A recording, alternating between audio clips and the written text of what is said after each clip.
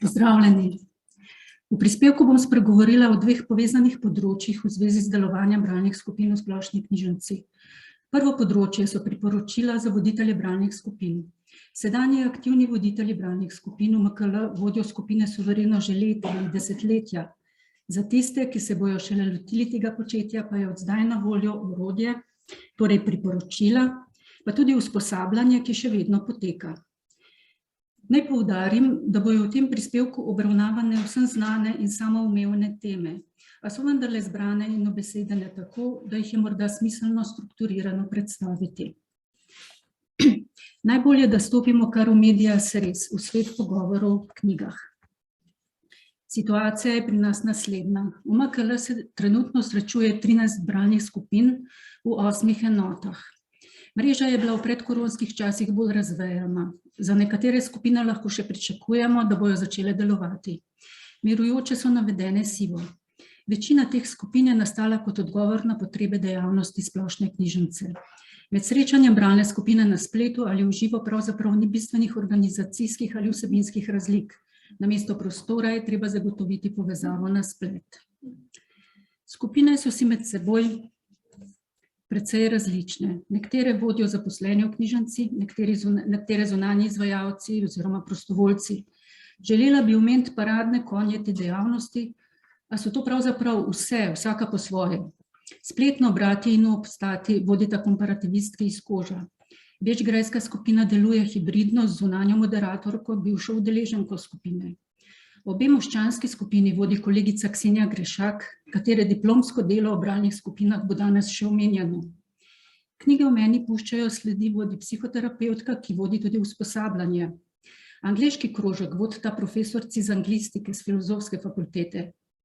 Ljubiteljice književnosti se samostojno izmenjavajo pri vodenju brez knjižničarja. Priljubljene skupine iz Šiške vodijo bibliotekarke iz teh enot. O zunanji izvajalki francoskega krožka smo brali v medijih, kot tudi še o marsikateri od navedenih skupin.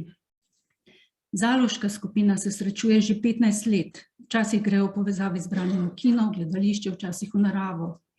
Večina skupin občasno povabi kakšnega gosta, prevajalca na primer. Slovanski bralni klub vodi prevajalka Tatjana Jamnik, ki organizira forum moderatorjev in odlične večstopenjske webinarje za moderatorje bralnih skupin. Bralni krožek Fužine je pa pred kratkim ustanovljena, zelo obetavna skupina, vodijo zaposleni v fužinski knjižnici. Osnovna navodila, ki so jih narekovale potrebe iz naše prakse, smo dopolnjevali predvsem s psihološkimi področji te dejavnosti. In to s pomočjo psihoterapevtke Katjuše Jakšič, ki kot rečeno tudi sama vodi bralno skupino v Kožu in skozi lastno izkušnjo razna področja moderiranja zelo dobro ubeseduje.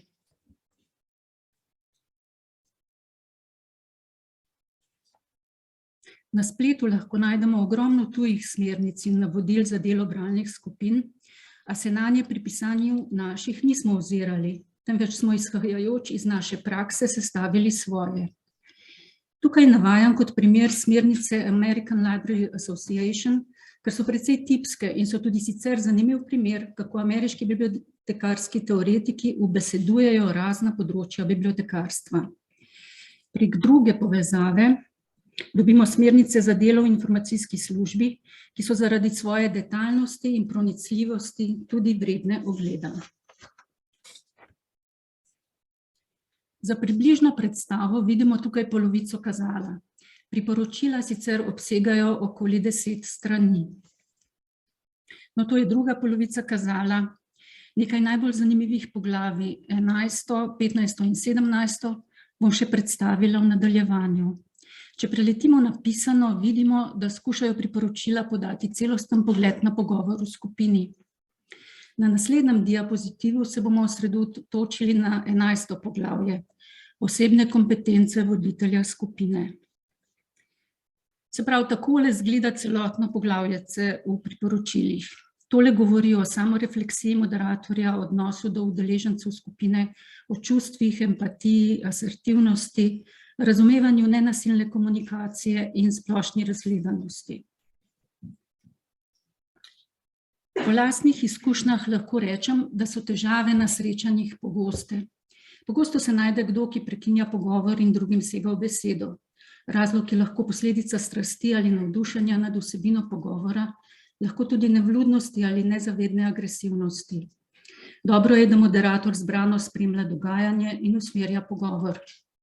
Nekateri si prilastijo besedo in tako monopoliziranje pogovora je za skupino izredno moteče.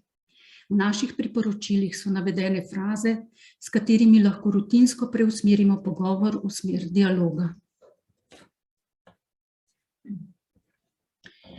No, v tem poglavju je opisano skrivnostno področje biblioterapije v splošni knjižnici. Vsaka knjiga ne učinkuje enako na vsakega bralca. Nekaj, kar lahko nekoga navduši, lahko drugega pusti hladnega. In kot je izvrstno povedal dr. Jože Urbanija v priročniku Biblioterapija Tatjane Reščič-Rihar. Knjiga je lahko zdravilo in lahko je tudi strup. Še več, knjiga, ki je za nekoga zdravilo, je lahko za drugega strup in obratno. No, že sam akt branja lahko deluje psihofizično sproščujoče. Najpreprostejša uporaba leposlovja v terapevtske namene je ta pod prvo točko. Bralec se lahko umika v literaturo, beži pred lastnim življenjem v tuje zgodbe, išče v tujih zgodbah, kar pogreša v svoji. Gre za svojevrstni obrambni mehanizem, ki ni primeren za trajno rešitev, nasprotno, je le začasna rešitev, dokler posameznik ni pripravljen na uvid in razrešitev težave. Pogosto gre za beg v branje žanrske literature, predvsem ljubezenskih romanov, v zgodbe s črno-belimi liki, srečnimi konci, ki so pogosto tudi literarno in jezikovno vredne malo ali nič. No, pod drugo točko je opisano že precej bolj smiselno branje. Bralec lahko išče zgodbe o ključnih elementih podobne svoji. Tako je terapevtsko branje v smislu spoznavnega branja, iskanje odgovorov na različna življenjska vprašanja, iskanje rešitev lastnih težav s pomočjo tujih zgodb. Bralec lahko prepozna podobno situacijo, svoj lastni, se identificira s katerim od likov, vidi drugačen, objektivnejši pogled na morebitno pereče vprašanje, je potolažen s poznanjem, da ni edini, ki se sooča z določenimi življenjskimi izzivi. V izteku pripovedi je lahko nakazana rešitev problema, drugačen pogled nanj ali možen pozitiven izid. Ta proces vključuje ob branju bralčev uvid, identifikacijo in katarzo. Biblioterapija je sicer pogosto v literaturi navajena kot terapija za samopomoč. Tretja stopnja razumevanja zdravilne moči knjig pa je v naših priporočilih opisana takole. Bralec, ki se je pripravljen prepustiti branju kakovostnih del slovenske in svetovne književnosti, bo našel v literarnih umetninah lepoto in resnico, ki prinašata razumevanje življenja, osebnostno rast in duševni mir. V tretjem primeru gre seveda za najbolj žlahtno literarno branje umetnin. Toliko o priporočilih, za katera upamo, da bojo kot orodje prišla prav knjižničarjem ali zunanjim izvajalcem. Njihova dobra plat je najbrž tudi to, da so relativno kratka in zgoščena. V okviru MKL pa je nastalo precej odličnih strokovnih del. Tukaj želim opozoriti na 3, ki se ukvarjajo s svetovanjem za branje, bralnimi skupinami in z biblioterapijo in ki so nam pomagala pri pisanju. In so tudi sicer dragoceno branje za izvajalce navedenih storitev. Večinoma so objavljena na intranetu, kot so tudi naša priporočila tam našla svoj prostor. Bibliotekarstvo je interdisciplinarno področje. Knjižničarji v splošni knjižnici črpamo in uporabljamo znanje iz najrazličnejših strok.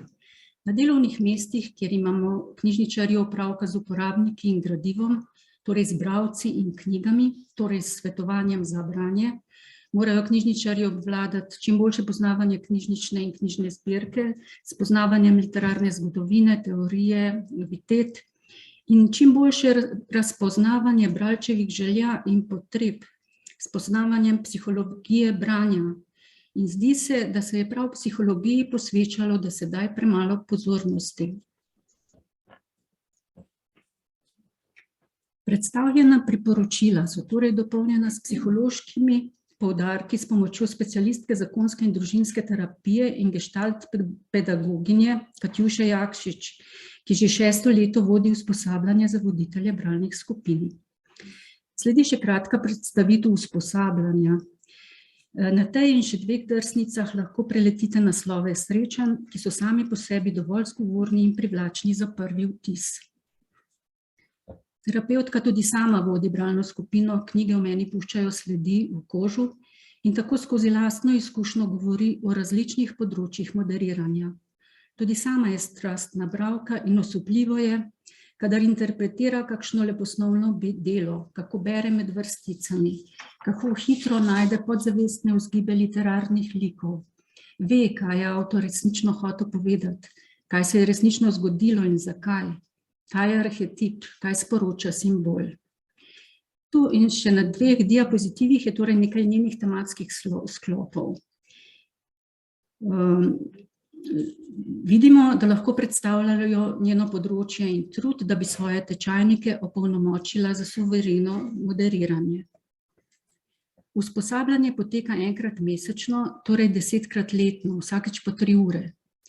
Udeleženci so večinoma knjižničarji, ki jih to področje zanima, ne le iz naše knjižnice. Nekatere voditeljce že leta uspešno vodijo svoje skupine, a se kljub temu udeležujejo usposabljanja, saj je na vsakem srečanju obravnavana nova tema in vsakič obravnavamo 2 novi knjigi. Posamezno srečanje sestavljata teoretični in praktični del. Lahko gre za kratko predavanje z morebitnimi vajami na isto temo ali obravnavo knjige s tematiko, ki sodi k usposabljanju. Tukaj vidimo še nekaj naslovov terapevtkinih tem. Praktični del je simulacija srečanja bralne skupine, kjer eden od prisotnih skupino moderira, pogovarjamo pa se o predhodno izbranem literarnem delu, katerega vsebina je ponavadi v kontekstu vsebine srečanja. Pogosto se tematsko dopolnjujeta tudi izbrani knjigi, kot na primer Upor telesa Alice Miller v kombinaciji z Jergovičevim Očetom. Ali naslednjič v aprilu, recimo, se bomo pogovarjali o ranjeni ženski Linde Leonard v kombinaciji z romanom Zakaj se otroku polenti kuha. In kadar kdo od udeležencev čuti željo analizirati dogajanje v svoji skupini, ima možnost zaprositi za supervizijo, kjer je prisotna vsa skupina in je dogajanje informativno za vse. Skratka, vsebinsko zveni na usposabljanju vse izredno zanimivo, ampak v osnovna priporočila ni bilo možno vnesti vsega. Morda se delovna skupina za bralne skupine kdaj loti obširnejše oblike obravnave vseh psiholoških področjih, vezanih na branje. No, za poživitev je tu nekaj primerov romanov, ki v bralcu prebujajo osebni interes in zagotavljajo dinamične in poglobljene pogovore. Rangan Nathan bi bil z našimi bralnimi skupinami zadovoljen. Vsakemu bralcu najdemo njegovo knjigo in vsaki knjigi njenega bralca, pa ne le enega samega.